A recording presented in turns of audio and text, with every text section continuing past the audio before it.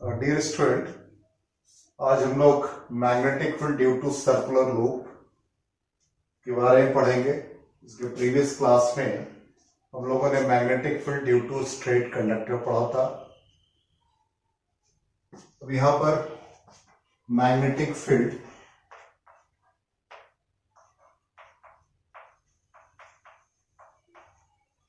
Due to circular loop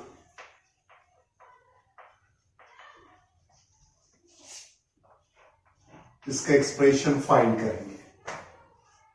यहां भी Biot-Savart law को यूज करेंगे, जिसमें हम लोगों ने बेसिक ये पढ़ा कि करंट कैरिंग कंडक्टर, इसका elementary length dl, current I का flow, P observation point, position vector R vector, angle theta, और इसके लिए हम लोगों ने बायोट-सेवर्ट लॉ के लिए नेट मैग्नेटिक फील्ड का expression mu nought by 4 pi I dl sine theta by R square use किया था। इसी को हम लोग यहां पे यूज करेंगे। सपोज एक सर्कुलर लूप जिसमें current I anti clockwise direction में फ्लो कर रहा है, इसका रेडियस R ले लिया, axial point P at a distance x from the centre, इसका एक elementary length dl, position vector of point P related to dl R लिखा। और फिर हम लोगों ने यहां ये भी देखा था कि पोजीशन वेक्टर और करंट एलिमेंट के बीच एंगल थीटा, तो theta is the angle between current carrying loop, current carrying conductor और पोजीशन वेक्टर। ऑब्वियसली ये थीटा हो जाएगा। हम लोगों ने डायरेक्शन ऑफ मैग्नेटिक फील्ड भी ये पढ़ा था, आइडियल R इनके बीच का एंगल थीटा। तो magnetic field is perpendicular to the plane containing IDL and R। तो यहां magnetic field position vector R इसके परपेंडिकुलरली, तो ये dB के डायरेक्शन को रिप्रेजेंट करेगा। इन दोनों के बीच का एंगल 90 डिग्री, तो ये 90 डिग्री हो गया। ये थीटा है, तो ऑब्वियसली ये 90 डिग्री, तो रिमेनिंग 90 माइनस थीटा यहां हो जाएगा। अब इस dB के कंपोनेंट अलोंग दिस डायरेक्शन, ये टोटल 180 डिग्री, ये 90 माइनस थीटा, ये 90, ये थीटा हो जाएगा। dB के component along this direction dB cos theta, along this direction dB sin theta.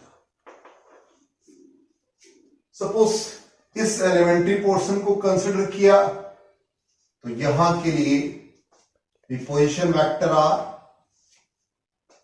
वैसे ही यहां भी एंगल थीटा हो जाएगा। dB डैश सपोज एज्यूम कर ले सेगमेंट के लिए, तो ये angle 90 degree, remaining 90 minus theta, तो ये भी थीटा हो जाएगा। अब इसके component dB dash cos theta और इसके अलावा dB डैश sin थीटा। अब dB और dB डैश दोनों का मैग्नीट्यूड सेम है। dB और dB डैश इस दोनों का मैग्नीट्यूड सेम है। Reason mu nought by 4 pi IDL sine theta R, ये दोनों सेम। तब इस कंडीशन में component dB sin theta and dB dash sin theta cancel each other. ये कैंसिल करेंगे तो resultant magnetic field will be the summation of dB cos theta and dB dash cos theta, जिसको हम लोग simply summation integration के form में resultant magnetic field dB cos theta लिखते हैं और इस dB का वैल्यू इस बायोट-सेवर्ट लॉ के एक्सप्रेशन को यूज करके निकालेंगे। तो यहां dB का value mu nought by 4 pi IDL, DL और आर के बीच एंगल 90 डिग्री, तो आईडीएल बाई आर स्क्वायर ये यूज कर लेंगे। तो mu nought by 4 pi I DL by R square cos theta. अब इस पार्ट को इंटीग्रेट करके हम लोग फाइनल रिजल्ट निकालेंगे।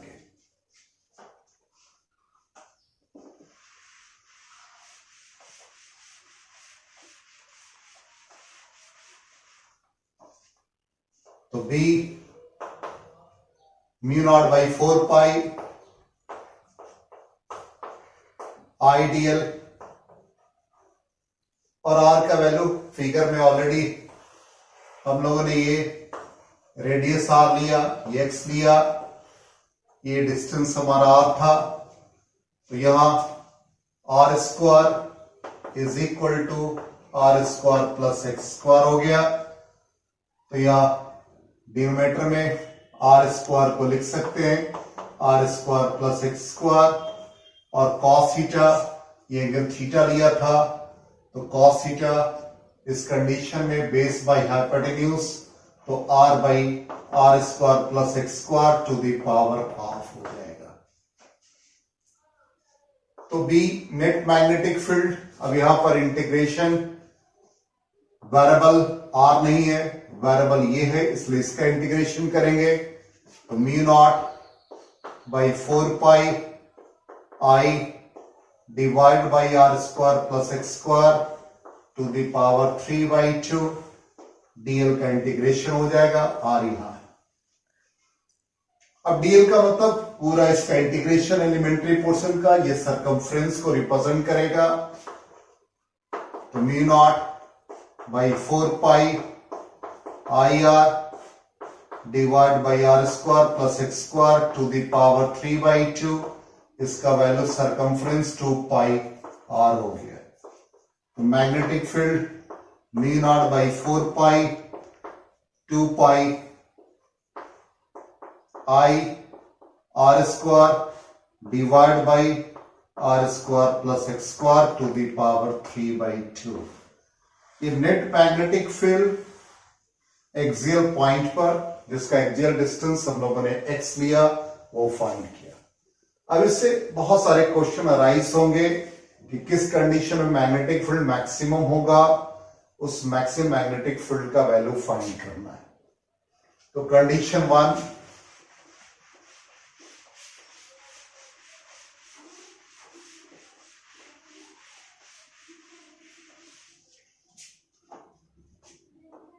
पहला condition, magnetic field will be maximum।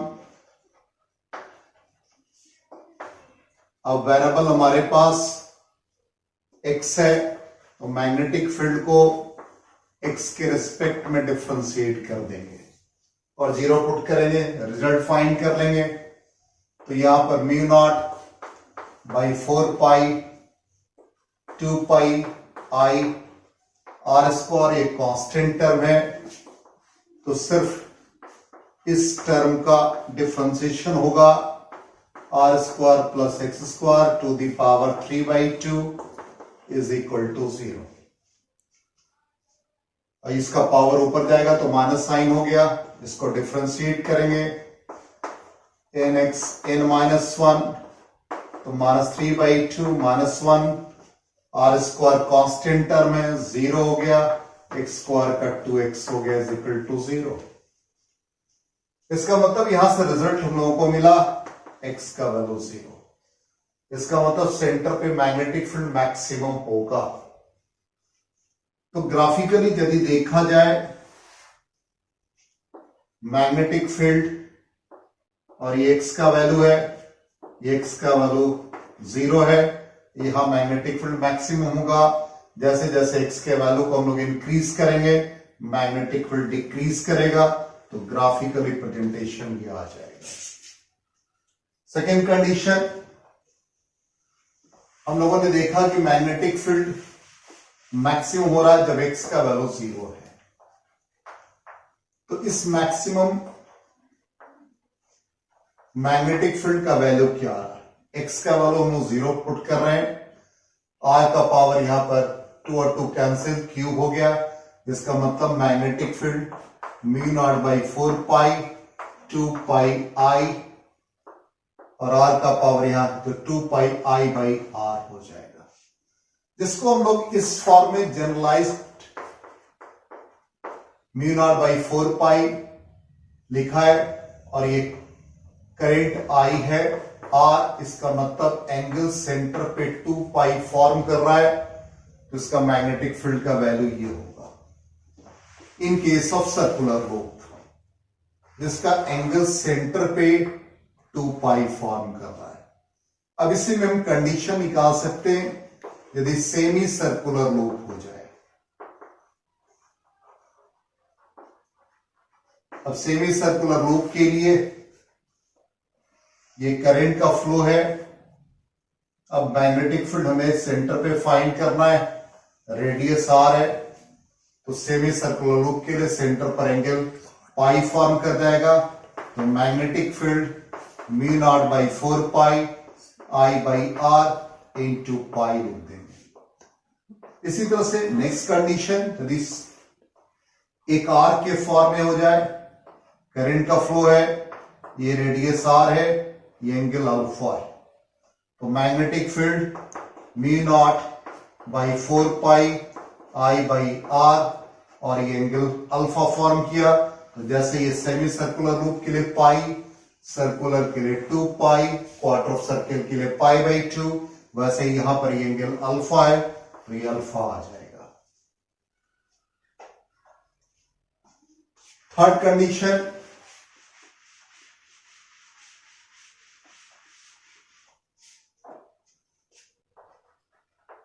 Axial distance हम लोगों ने x लिया, x का value much larger than radius of the circular loop.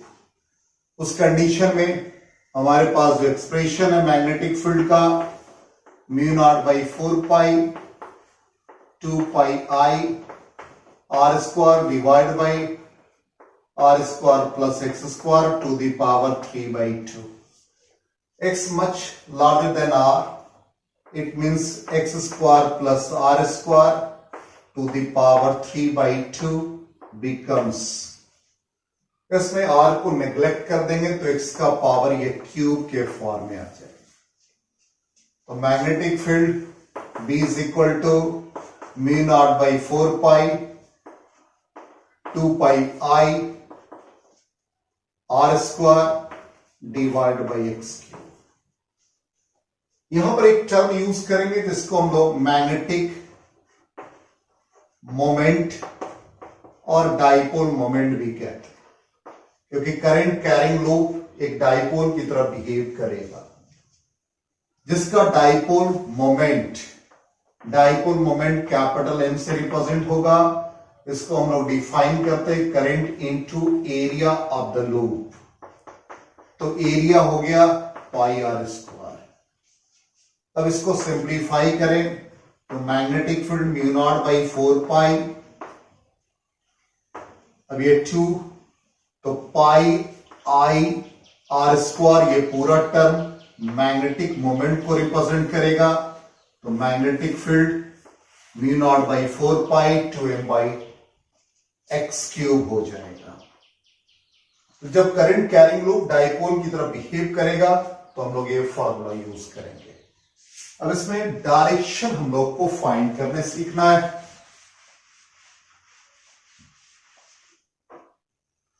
Direction of magnetic field due to loop. बहुत सिंपल एग्जांपल दे रहे हैं जिससे आप इजीली फाइंड कर सकते हैं। एक करंट कैरिंग लूप है, इस लूप के अलोंग फिंगर कर्ल कर देंगे और जो थंब है वो डायरेक्शन ऑफ मैग्नेटिक फील्ड को रिप्रेजेंट करेगा। यदि करंट का डायरेक्शन एंटी क्लॉकवाइज है तो ये एक्सटेंडेड थंब मैग्नेटिक फील्ड को रिप्रेजेंट करेगा। तो थंब का डायरेक्शन टुवर्ड्स द ऑब्जर्वर है, जिसको हम लोग आउटवर्ड कहते हैं, और इसको के कैप से रिप्रेजेंट करते हैं। इसी तरह से direction of current in clockwise हो जाए तो ये क्लॉकवाइज डायरेक्शन है, तो एक्सटेंडेड थंब इनवर्ड हो रहा है, क्रॉस को रिप्रेजेंट करेगा, जिसको इनवर्ड लिखते हैं, और इनटू द पेस, और इसको माइनस के कैप से रिप्रेजेंट करेंगे। तो सिंपली इसको क्लॉक रूल भी कहते हैं। इसका मतलब यह है, यदि क्लॉक रूल से इसको समझें तो एक करंट कैरिंग लूप डाइपोल की तरफ बिहेव कर रहा है। इसका मतलब मैग्नेटिक मोमेंट होगा, मैग्नेटिक डाइपोल की तरफ बिहेव करेगा, तो डायरेक्शन एंटी क्लॉकवाइज है। तो इस कंडीशन में मैग्नेट का ये नॉर्थ पोल रिप्रेजेंट करेगा। इसी तरह से डायरेक्शन क्लॉकवाइज कर दें, ये क्लॉकवाइज है, तो ये डायरेक्शन साउथ को रिप्रेजेंट कर रहा है। तो जितने भी करंट कैरिंग लूप है एक मैग्नेटिक डाइपोल की तरह बिहेव करता है। Suppose direction of current coil के लिए इस चीज को आप समझेंगे, कॉइल में करंट का डायरेक्शन इस तरह से है, तो ऑब्जर्वर इधर है, इसके लिए ये एंटी क्लॉकवाइज है। जैसे मान लिया एक लूप है, इस लूप में करंट का फ्लो इस डायरेक्शन में है, तो मेरे लिए ये एंटी क्लॉकवाइज है, लेकिन आपके लिए ये क्लॉकवाइज हो जाएगा। इसका मतलब हर एक करंट कैरिंग लूप डाइपोल की तरह बिहेव करता है, जिसका एक फेस नॉर्थ, दूसरा फेस साउथ होता है। तो हम लोगों ने फील्ड के डायरेक्शंस को भी पता किया। नेक्स्ट क्लास में इसके प्रॉब्लम्स को